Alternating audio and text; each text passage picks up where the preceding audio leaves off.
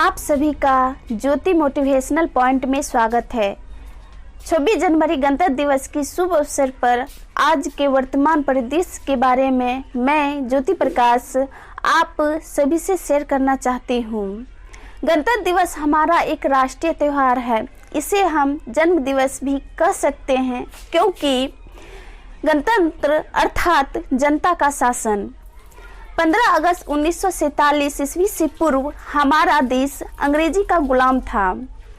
लाखों वीर सपूतों की कुर्बानी के बाद जब हमारा देश आज़ाद हुआ तो देश के उन महान नेताओं ने देश का अपना संविधान बनाई, जिसके अध्यक्ष डॉक्टर राजेंद्र प्रसाद तथा प्रारूप समिति के अध्यक्ष भीमराव अंबेडकर जी हैं, जिसके तहत भारत को एक धर्मनिरपेक्ष राष्ट्र घोषित किया गया। यहाँ की सभी जनता भाई भाई हैं। समानता का अधिकार, समता का अधिकार इत्यादि अधिकारों के तहत भारत को एक लोकतांत्रिक गणराज्य घोषित किया गया। हमारा संविधान विश्व के सभी संविधानों से बड़ा एवं लंबा संविधान है, जिसको बनने में 2 वर्ष 17 दिन का समय लगा, जो 26 नवंबर 1949 ईस्वी को लागू किया गया। देश का अपना संविधान लागू होने से जनता में खुशी की लहर दौड़ पड़ी और 26 जनवरी 1950 ईस्वी को प्रथम गणतंत्र दिवस मनाया गया। इस दिन को याद करते हुए आज भी हम देशवासी इस झंडे को फहराते हैं तथा इस देश की रक्षा करने की कसम खाते हैं।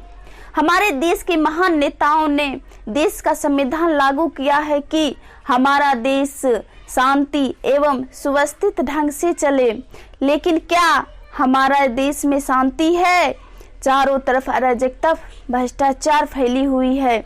देश के रक्षक नेता ही देश के भक्षक बने हुए हैं।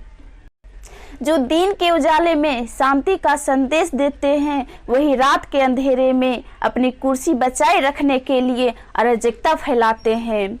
शिक्षा स्तर ऊंचा होने के बजाय नीचे गिरते जा रहे हैं, क्योंकि गांव में ना ही अच्छा स्कूल है और ना ही कॉलेज, जिस कारण आज की युवा पीढ़ी में शिक्षा के साथ साथ नैतिक मूल्यों में भी गिरावट होते जा रहा है। कुछ युवक बड़े शहरों में जाकर सैद्धांतिक शिक्षा अच्छी तरह हासिल कर भी लिए हैं, तो देश में बेरोजगारी की समस्या इतनी बढ़ चुकी है कि यहाँ युवा पीढ़ी आर्थिक उपार्जन हेतु लूट खसोट, बैंक डकैती एवं हैकिंग जैसी इत्यादि समस्याएं उत्पन्न करते हैं। आज आधी रात को स्त्रियां अकेली घर से बाहर नहीं निकल सकती, क्योंकि हमारे यहाँ अपहरण, बलात्कार इत्यादि एक आम बात हो चुकी है। आज भी धर्म और जाति के नाम पर एक दूसरे से लड़ रहे हैं। कोई किसी को मार रहा है तो किसी को काट रहा है, जिसे देखकर देश के बलिदानियों का आत्मा भी रोता होगा, जो देश के लिए हंसते हुए फांसी के फंदे को झूला बना लिया। हमारे फादर ऑफ नेशन कहलाने वाले महात्मा गांधी जी का सपना था हमारा देश राम राज्य हो। क्या यही राम राज्य है? हमारे देश में राम राज्य तभी स्थापना होगा जब ऊंच नीच, अमीरी गरीबी को छोड़ एकता की भावना कायम रहेगा। बच्चे ही देश का भविष्य होते हैं, इसीलिए हम युवा पीढ़ी कसम खाएं कि हम भारतवासियों में एकता बनाए रखेंगे, क्योंकि हम जानते हैं एकता में ही बल है। हमारे राजनेताओं को भी अपनी नीति में सुधार लाना होगा, देश के प्रति समर्पण की भावना से, ना कि कुर्सी बचाने की भावना से। तभी हमारे देश का सम्मुख विकास यानी सभी क्षेत्र का विकास संभव है।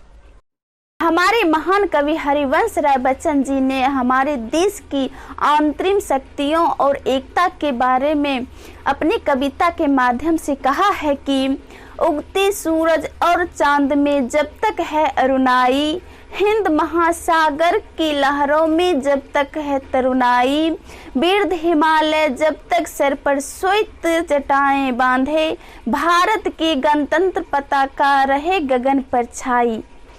जय हिंद, जय भारत।